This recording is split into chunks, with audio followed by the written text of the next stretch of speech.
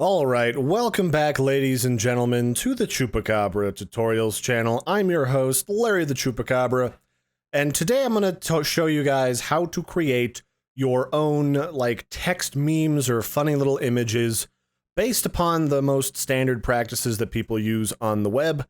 And to do that, we're going to use this picture of a Squirtle from Pokemon Go, and you might not get the joke if you aren't really up on your weird memes, but this is the casting couch, or a casting couch, or a couch that looks like it's from one of those things where they do a porn interview with some woman. She sits on the couch and, you know, takes her clothes off, and they do the thing. So the joke here is, someone posted this picture to Reddit, and I wanted to repost it, but in order to do that, I wanted to take their title and put it as text in this image, and basically all it says is, "Why yes, I do squirt." And you either get that joke or you don't. I'm not going to explain it. That's not the purpose of this video.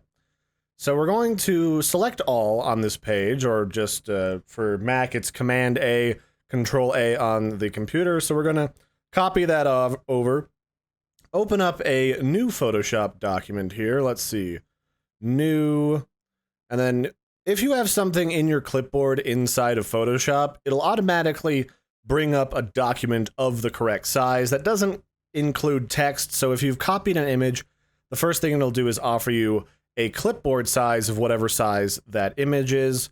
And for most images on the web, a size of 72 dpi is pretty good. For some newer monitors, 150. Really nice monitors, it's like 300, and high DPI 4K monitors is like 600 resolution, 4 pixels per inch. But for just standard screens on the internet, we're just going to leave it at 72 for the default. And then we're just going to post in our Squirtle image, which looks about what it should. Doesn't look like it's gotten sized down too much. In fact, it looks the exact same. There's a little bit of compression artifacting happening.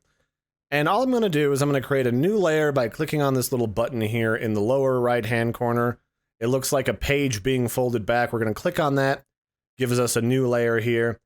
And I'm going to want to select the type tool, and we're going to create meme text. And for most memes on the internet, they're going to use impact font. So we'll just go up to the font selector here and go impact.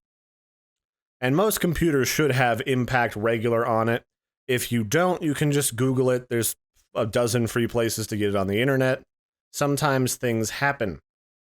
And we're just going to type in why yes, period, I do squirt.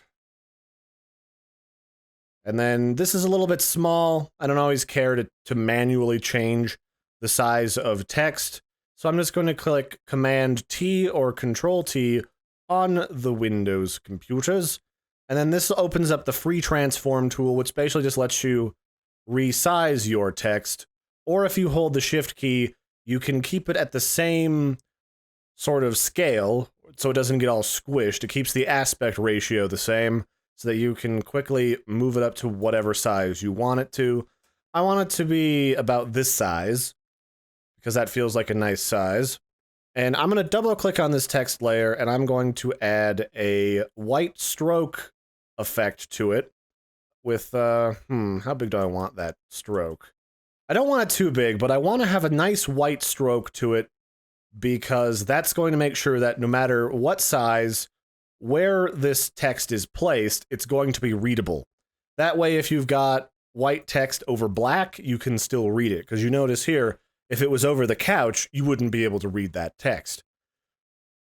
And if you want to play around with how these effects look, underneath of your layer that you've double-clicked to add some of these basic effects, you'll notice that the effects are listed here in sort of a tabbed list, where you can just click on the eyeball to activate or deactivate it at will, so you can see if you really want to use it or not.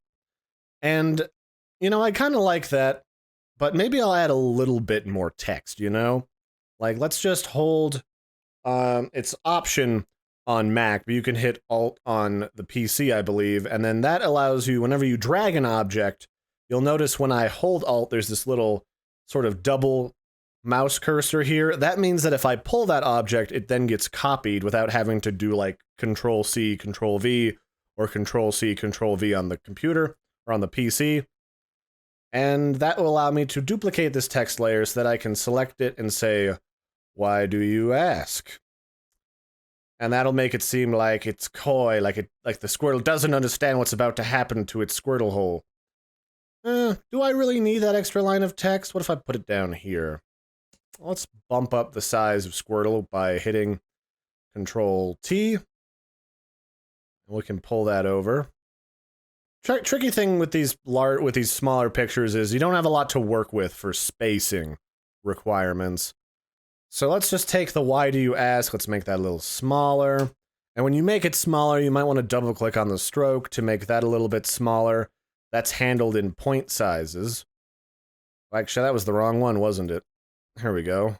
Let's make that stroke a little smaller. I don't want to be too overpowering. That looks pretty decent. How is the spacing on that text? You know what, I'm going to put another space between the period and the I. And let's bump that image up just a smidgen more so that you can actually tell that that's the casting couch. I want to see the camera, basically, is what I'm going for here. This is a video camera and also probably a microphone for when people are recording exactly what I said they were going to be recording. And I want to make sure the Squirtle's head and feet are the same distance between the text, just because that's just how I like to do my text. And that looks pretty reasonable. And that's what I'm going to roll with. So that's it for this one. Ladies and gentlemen, I've been your host, Larry the Chupacabra. Let me know if you have any questions or comments down in the comment section. I'm more than happy to help you guys out with whatever I can.